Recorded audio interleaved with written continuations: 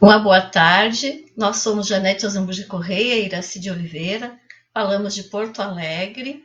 Hoje, 10 de abril, sexta-feira, feriado, em isolamento decorrente da pandemia.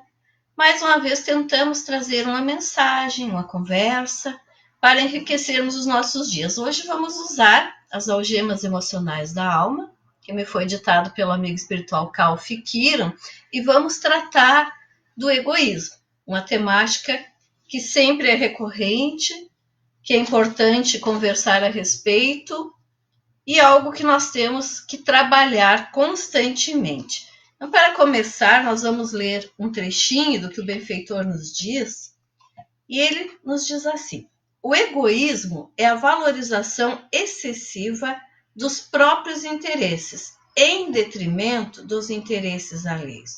O egoísta é o indivíduo que pensa sempre, em primeiro lugar, no próprio bem-estar, consciente ou inconscientemente, independente do fato de que suas escolhas ou atitudes causem algum prejuízo a alguém.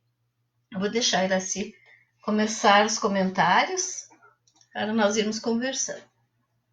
Pensa primeiramente em primeiro lugar, em si próprio. É uma atitude típica, de certa forma, de quando a gente se comporta como criança. Aquele bebê que vê o mundo e começa a descobrir o mundo e pensar em sobreviver. Inicialmente tomando consciência de si mesmo e pensando, o meu mundo, né? E alguns de nós permanecem então com esse meu por longo tempo de vida, né? E sem desenvolverem muito bem, às vezes, né, as atitudes do nós. Então, nesse caso, a imaturidade, né? Aquela ideia que se tem inicialmente na fase infantil, depois na juventude, trazendo para o plano terrestre, para o mundo material, comparando com a imaturidade. É claro que esta imaturidade muitas vezes nos acompanha ao longo da existência. Nem sempre nós amadurecemos como deveríamos, espiritualmente. Então, a primeira ideia que o egoísmo nos traz é essa imaturidade. Ver aquilo que é meu, de valorizar os meus interesses, de me colocar em primeiro lugar. Mas vamos adiante, um pouquinho mais. Quando se encontra em estado avançado de desequilíbrio, não consegue sentir as dificuldades vivenciadas pelos que estão ao seu lado diariamente, vivendo alienado em relação a tudo que não diga respeito a si. Em estágio mais brando, percebe as dores dos semelhantes, mas está tão ocupado consigo mesmo que não há tempo para ajudar, encontrando sempre uma justificativa para continuar na mesma atitude de aparente isenção diante das dores da humanidade. Então, os estágios de desequilíbrio causados pelo egoísmo. Pensa a respeito. Eu acho que nos dias de hoje é bem provável que a gente presencie situação da seguinte forma: aquele familiar querido que nos dá todo o apoio está em um hospital, muitas vezes em fase terminal. E aquele que não desenvolveu, digamos, o altruísmo, a capacidade de se dedicar ao próximo, desenvolve em si aquela preocupação, que muitas vezes exterioriza da seguinte forma: não me deixe, por favor. O que será da minha vida se você se for? Ao invés de estar pensando no bem-estar e na recuperação daquele amigo, daquele familiar querido, está pensando justamente em si, o que será de mim, né? Então são atitudes que hoje em dia, se observarmos, poderão estar acontecendo nesses momentos de crise. Então que a gente se perceba disso, né? E desenvolva a capacidade, sim, de cuidar daqueles que precisam de cuidado nesse momento. Inclusive de nós, é claro, na medida do que estiver ao nosso alcance. Nestes momentos que nós estamos vivendo, podemos observar que algumas pessoas se preocupam apenas com o seu próprio bem-estar. alguém que me sirva, alguém que me traga aquilo que eu preciso, alguém que satisfaça as minhas necessidades. Mas todos nós estamos neste momento expostos a um perigo comum, ou seja, aquele irmão que vai satisfazer a minha vontade, que vai trazer o objeto que eu necessito e que talvez seja supérfluo para este momento, estará se expondo. Até que ponto eu consigo ver a necessidade desse irmão, o perigo que ele está correndo, a sua suscetibilidade? Será que eu estou pronto para, num momento de isolamento, cuidar da minha manutenção? Será que eu consigo cuidar da minha casa, das minhas coisas, da minha alimentação? Ou aquele irmão que antes fazia isso para mim vai ter que se sujeitar a sair às ruas para me servir? Quantas situações nós estamos observando neste sentido, em que nós desejamos nos resguardar, em que nós temos medo de adoecer, porque na verdade todos nós temos esse medo em determinada medida, em decorrência do nosso instinto de preservação, mas até que ponto a preservação é apenas para mim? E eu exponho alguém a esse risco para fazer o supérfluo ou para fazer aquilo que eu poderia estar fazendo. Porque às vezes nós somos acostumados a muito conforto, a muitos cuidados, a muita prestação de serviço. Mas o prestador de serviços também é humano, também adoece, também tem família, também tem necessidades. Então, quantas pessoas estão mais expostas neste momento em decorrência do nosso egoísmo? É claro que muitos já conseguem observar as necessidades do próximo. E aqui o Calvin nos fala em estágio mais brando do egoísmo, né? Em que nós percebemos as dores, mas estamos ocupados com a nossa dificuldade. Ou seja, nós percebemos, o outro precisa, mas eu me ocupo muito mais comigo e vou deixando para depois para ajudar o próximo. Ou o meu egoísmo está tão grande que eu nem percebo mais a dor do outro. Eu estou alucinado, eu estou fora da realidade. E Calvi continua nos fazendo um alerta sobre as relações domésticas. Ele nos diz que nas relações domésticas, o egoísta vê os familiares como seres que estão ao seu lado para servi-lo e beneficiá-lo, pouco se importando se estão cansados, sobrecarregados, carentes ou doentes. Muitas vezes relaciona-se com descaso, agressividade e usurpação dos recursos daqueles com quem convive no ambiente familiar. Essa postura se repete em todas as suas relações sociais, impondo-se com rigidez para a satisfação dos próprios interesses e necessidades. A primeira parte era assim, em relação ao egoísmo dentro dos nossos lares. Eu acho que reflete aquilo que falamos no início, o estado de criancice, né? É em momentos que só pensamos em ser assistidos e atendidos, né? E não, nós também disponibilizamos para ajudar os outros, para compartilhar momentos. Se estamos todos em casa nesse momento, estamos, digamos, utilizando utensílios, é momento de cooperação, na hora de arrumar a cozinha, por exemplo, de limpar a casa, né? E não ficar esperando uns pelos outros. É momento de prestar atenção no outro, se ele está triste, se ele está agitado. Quem sabe dar uma palavra de conforto, ou convidar, vamos ver um filme, alguma coisa que alivie aquele estado de tensão que poderá estar acontecendo em determinadas situações.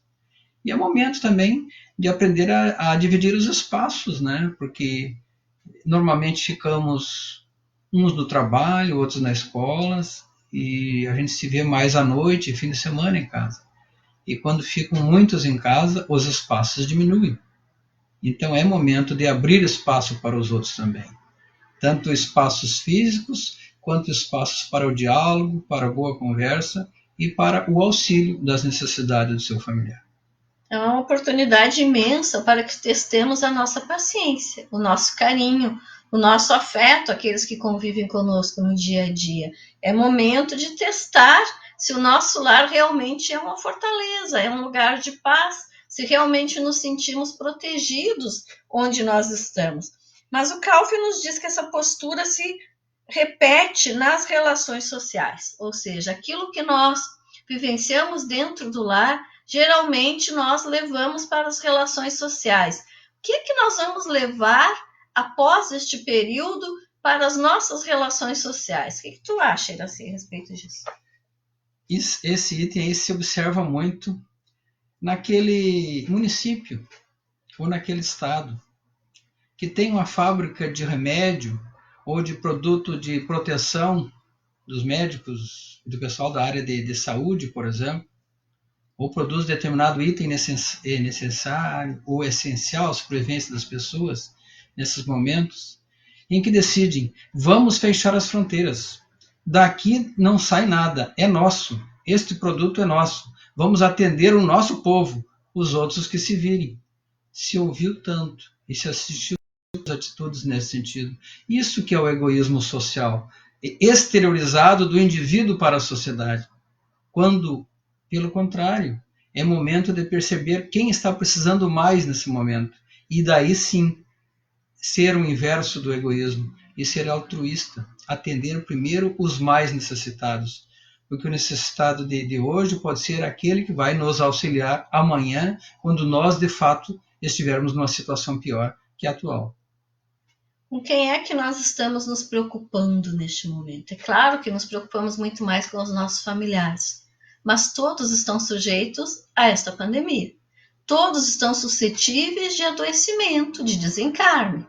Então, todos nós deveríamos nos unir neste momento, pelo menos em pensamentos positivos para o bem de todos. Não importa se eu estou no Brasil ou se eu estou na China. Se o meu irmão morre na China, é um irmão que morreu, é um irmão que desencarnou, é um irmão que passou necessidade, ao mesmo passo que aquele irmão que está aqui do meu lado, que está no meu lar. A dor, para nós seres humanos, é a mesma. Todos nós somos filhos de Deus, mas o egoísta tenta ver o seu local, o seu núcleo mais próximo sempre, excluindo os demais. É claro que muitas vezes não está ao nosso alcance fazer alguma coisa, alguma atitude mais direta por aquele que está mais longe, mas nós podemos pelo menos vibrar em seu favor.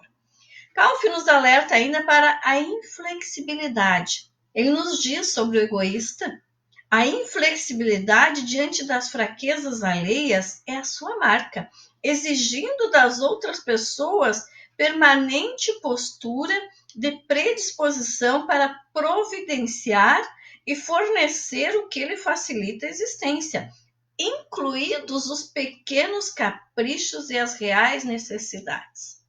O inflexível, aquele que cobra, aquele que exige, é assim. E é como eu quero nesse momento e nada muda, né?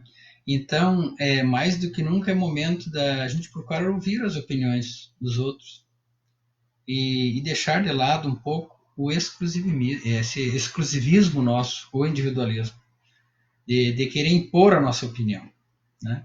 Ouvir, quem sabe aquela opinião que está nos incomodando no momento não é a melhor alternativa. Então é preciso pensar sobre isso, né? Porque até mesmo o que é certo e o que foi certo ou o que não foi, nós vamos saber de fato depois que o fato passar, né? Então tenhamos calma, tenhamos paciência e não sejamos inflexíveis com o nosso próximo, a começar pelos nossos familiares, aquelas pessoas de nossas relações e até na compreensão dos erros dos outros. Porque o que se percebe? Todos estão tentando acertar nesse momento. Nós como indivíduos, sociedade como um todo, autoridades, mas como é algo desconhecido que estamos lidando, todos estamos suscetíveis a erros. Então é momento também de sermos indulgentes para com as falhas do nosso próximo. Calf nos fala nos pequenos caprichos e as reais necessidades. Talvez neste momento em que até tememos que falte alimento e que para muitos já está faltando em decorrência do fechamento das indústrias, do comércio, dos locais de trabalho. Então, talvez seja um tempo adequado para avaliarmos o que é que nós realmente necessitamos. Nós necessitamos de tantos objetos, de tanto supérfluo, de tantos caprichos. O que é que nós precisamos para viver bem e para dividir, para que todos tenham dignidade? Para lapidar também o nosso egoísmo, porque todos somos um pouco egoístas, todos pensamos no nosso bem-estar e nem sempre encontramos esse limite adequado, essa maturidade para saber o que é necessário e o que é supérfluo, o que é necessidade urgente daquilo que é um capricho, daquilo que pode ser dispensado. Sigamos. O egoísta prefere cumprir as suas tarefas com as forças e recursos que não lhe pertencem, pois cuida para que o seu bem-estar não seja abalado pelas tarefas corriqueiras, repassando os que considera inferiores às atividades mais custosas. Assinale-se que as necessidades do egoísta nunca cessam, só aumentam na medida em que se apega ao materialismo e anseia por usufruir o maior conforto material que estiver ao seu alcance. Sobre esse uso desenfreado dos recursos e sobre considerar aos demais inferiores. Iraci. Este equipamento é meu nesse momento, né? Então, eu vou utilizá-lo. Por mais que eu tenha, por exemplo, em casa um laptop que dê para fazer o meu trabalho, né, de home office, pode ser que um outro irmão que também vai fazer esse trabalho não disponha desse equipamento, né? Então, aquele equipamento que tem lá no ambiente de trabalho, o melhor, eu vou levar para mim e não vou pensar na situação do meu próximo. Se eu tenho como realizar as minhas tarefas com os meios que disponho, abro mão, então, de um equipamento que até seja de uso meu do trabalho, quem sabe, né? E disponibilize para aquele colega que está precisando levar para casa, para também desempenhar bem a sua tarefa, né? É nesse sentido que eu penso que o Calvo pode se referir a essa temática nos dias de hoje. Dividir o que nós temos e considerar que todos são iguais, que todos têm suas necessidades.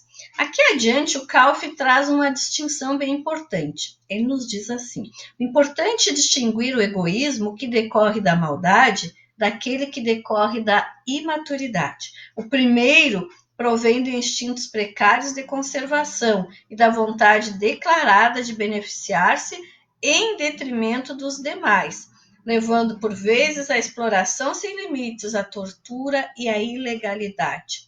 O segundo é aquele em que o sujeito já não faz o mal, mas não vislumbra a possibilidade de fazer o bem, preocupando-se apenas com seus assuntos corriqueiros, passando pela vida com insignificantes contribuições. Então, Iraci, o egoísmo que decorre da maldade e o egoísmo que decorre da imaturidade. Da imaturidade é aquele egoísmo infantil, né? Que a gente pensa na gente sem se preocupar muito com os outros. Não desenvolveu a capacidade de se colocar no lugar do outro, a empatia. Já o egoísmo com maldade, né, com requinte de maldade, é aquele que tem consciência, mas quer cada vez mais e mais para si, e por mais que perceba que está tirando aquilo que pertence ao outro, está deixando o outro com menos recursos nesse momento, ele continua a pensar somente em si. Aí sim, aí há um egoísmo com certo requinte de maldade e de falta de amor ao próximo. A intenção de prejudicar, a intenção de se beneficiar.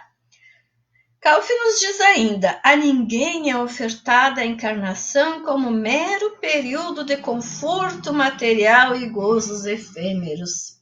Relendo Nosso Lar esta semana, eu observava o planejamento reencarnatório daqueles espíritos que lá conviveram com André Luiz, a Dona Laura, por exemplo, todo um planejamento e assim mesmo o medo de falhar. O próprio espírito Laura, próximo ao seu reencarne, ela demonstra um grande receio de, ao contato com a matéria, sucumbir novamente em decorrência ainda das suas fraquezas emocionais. Então, lá na espiritualidade, nós planejamos com aquela vontade, eu vou me dedicar, eu vou trabalhar, eu vou fazer o bem. Mas nós chegamos na Terra e muitas vezes encontramos o conforto material, os gozos efêmeros, as ilusões, o prazer desenfreado. E então nos esquecemos daquilo que nós planejamos, nos afastamos e resolvemos usufruir do que nós temos aqui na Terra. Ele nos diz ainda: a aparência do egoísta costuma ser de vitorioso, mas sua alma teme os menores infortúnios. Por que, Iraci? Pergunta fácil. Insegurança, né? Infantilidade, né? E ele fala ali da reencarnação. Por certo, tínhamos consciência da situação que iríamos passar hoje, que estamos passando como humanidade. E esses fatos que estão ocorrendo, que eles sirvam justamente para a gente vencer, né, essa infantilidade nossa. E se livrar dessas atitudes egoísticas e aprender a dividir mais. Aprender a pensar no todo, em todos, não somente em mim, não somente no meu grupo, na minha equipe, mas pensar no corpo como um todo. Esse corpo chama-se, por exemplo, a associação onde a gente faz parte, município, estado, país, humanidade. É a questão do ponto de vista até onde somos capazes de enxergar esse todo e essa necessidade da humanidade, da qual fazemos parte como uma célula muito importante, né? Então, que a nossa célula, que somos nós, né, seja uma célula colaborativa e não aquela célula cancerógena, né, que tira a energia dos demais e dos outros e prejudica todo o tecido social. Nós temos uma grande dificuldade de permanecer em isolamento. Verificamos isto nestes dias em que estamos no conforto dos nossos lares, mas o fato de não poder sair, de estar isolado do resto da sociedade, nos traz um certo desconforto. Então, Kalff nos traz sobre o isolamento um alerta. Ele nos diz que o egoísmo também causa isolamento.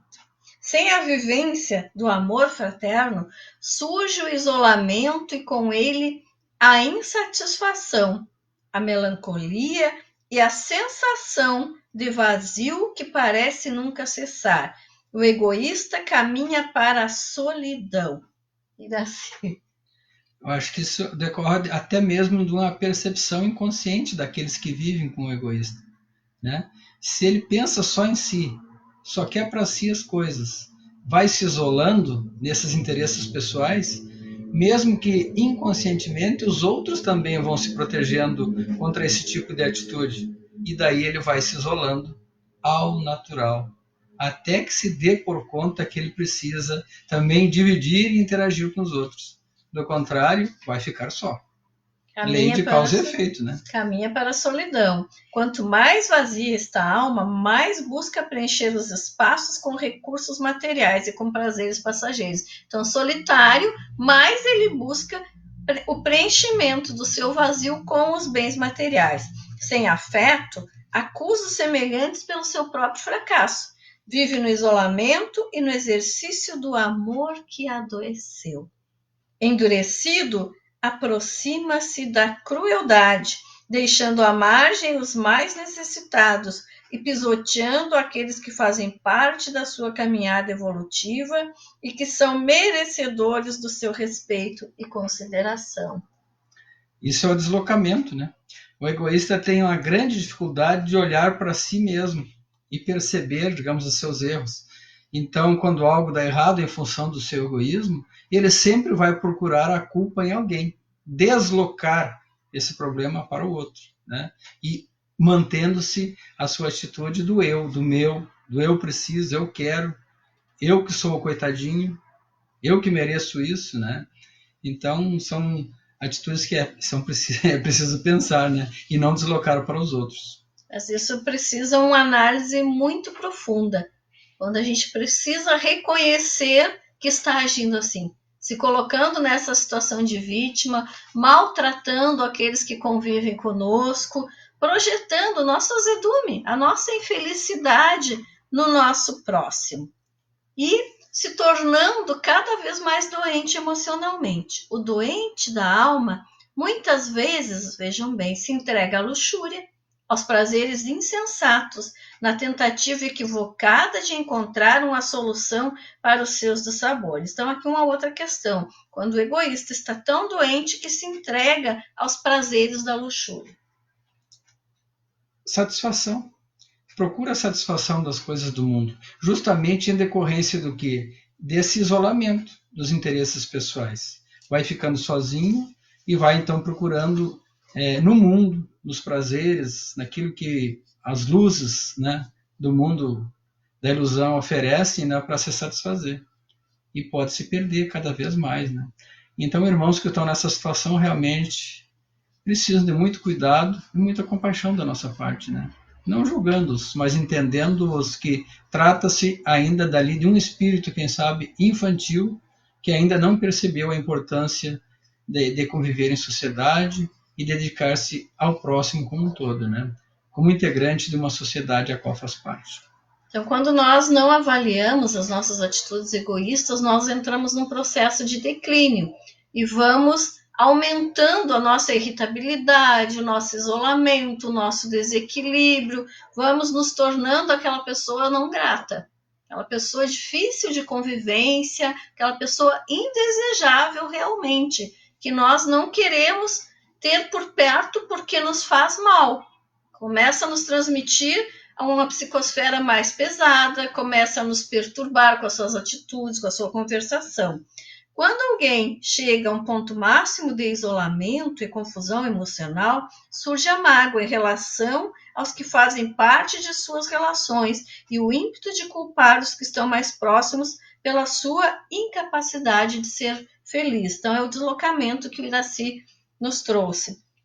A verdadeira felicidade surge quando se investe primeiramente na felicidade do próximo, amando como gostaríamos de ser amados. O que é investir primeiramente na felicidade do próximo?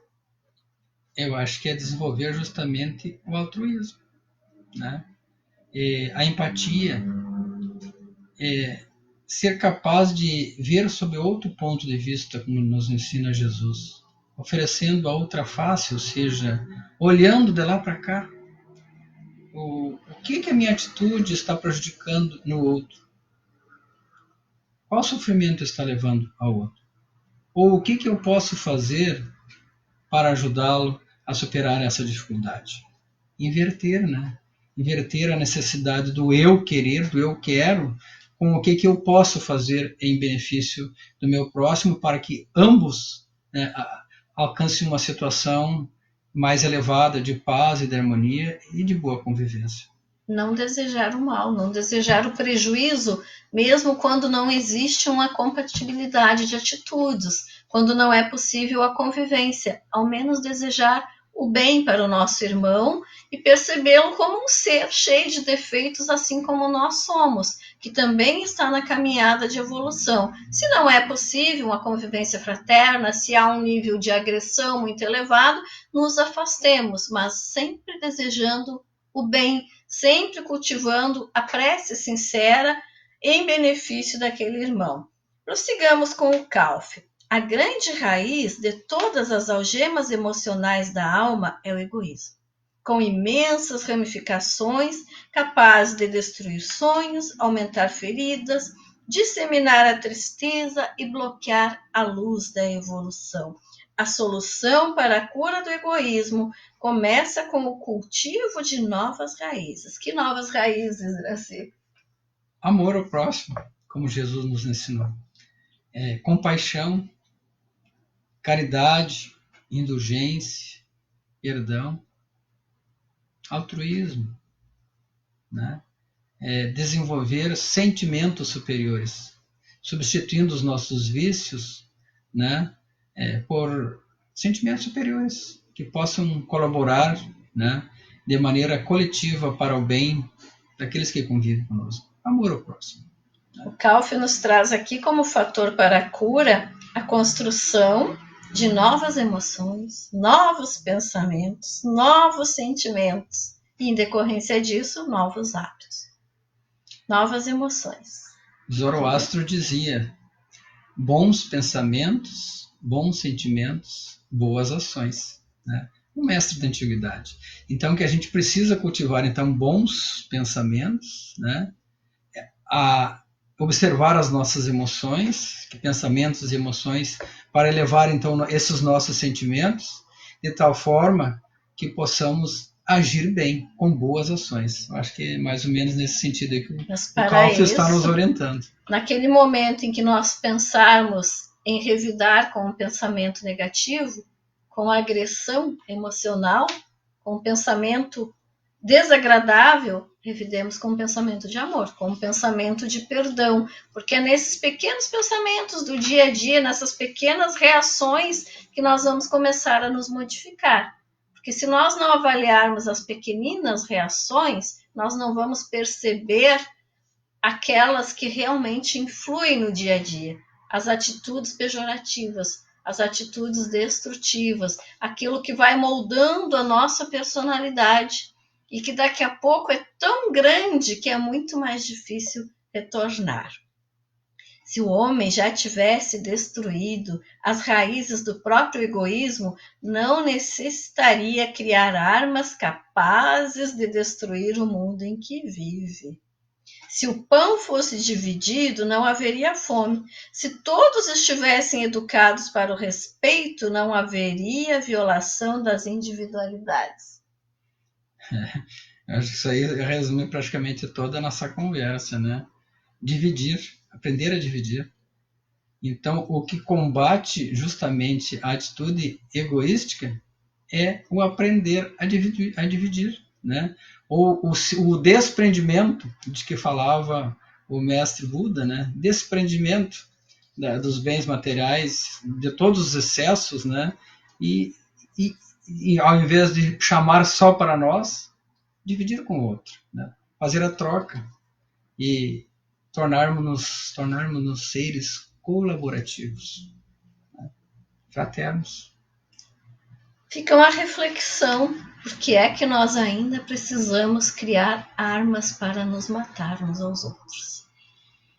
Por que é que nós ainda precisamos erguer muros, fronteiras, separações imensas entre os povos?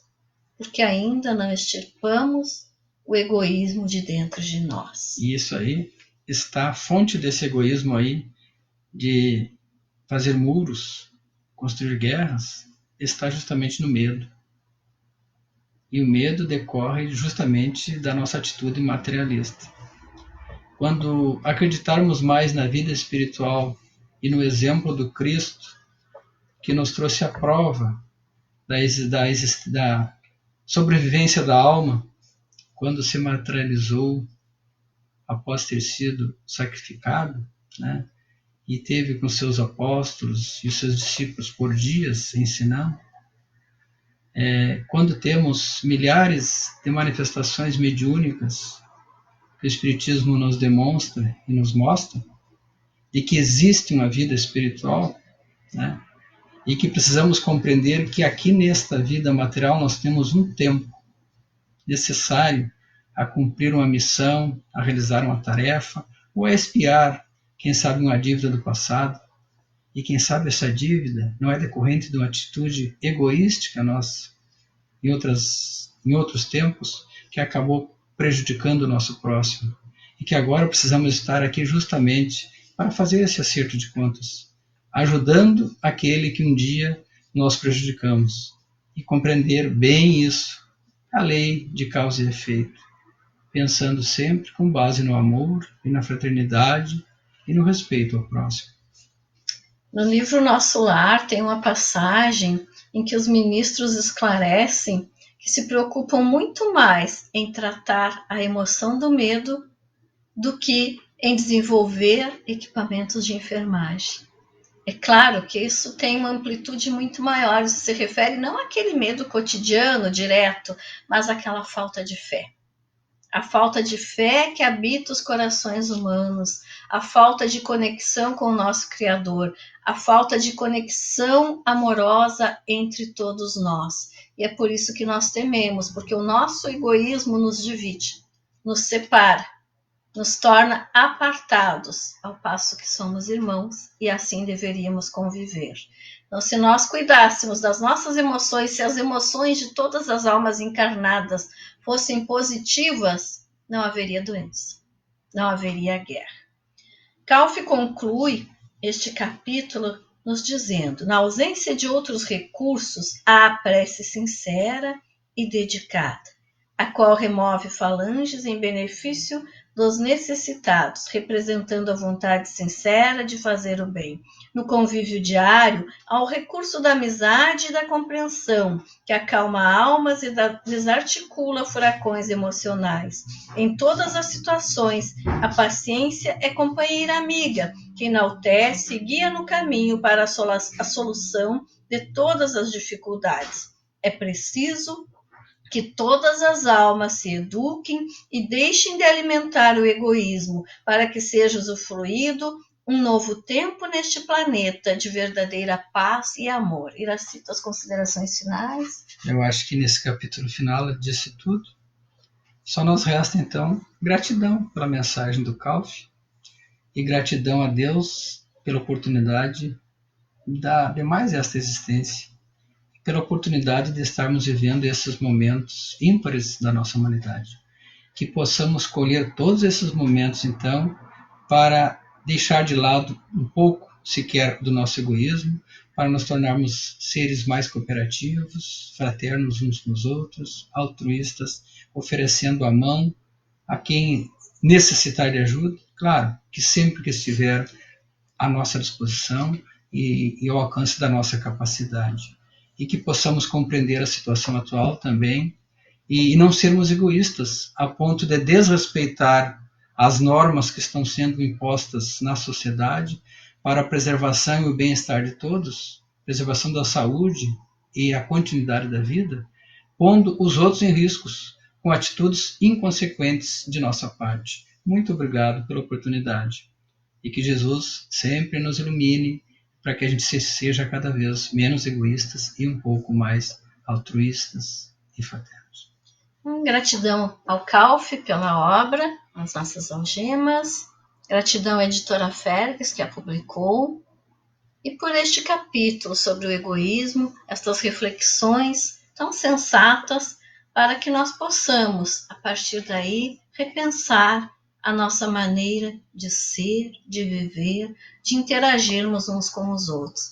Que Jesus nos abençoe nos nossos lares, nos dê paz, nos dê tranquilidade, nos dê bem-estar, mas nos dê lucidez de pensamento, para que levemos as nossas preces, não para pedir, mas para agradecer por tudo aquilo que nós temos ao nosso dispor para evoluir enquanto espíritos imortais. Um abraço caloroso àqueles que nos ouvem, que uma grande paz esteja nos seus corações em todos os momentos e que, passado este isolamento, possamos efetivamente nos encontrar pessoalmente e novamente nos abraçarmos, trocarmos ideias sobre aquilo que aprendemos nesta fase e nos melhorarmos e trabalharmos na seara espírita cada vez mais, evoluindo enquanto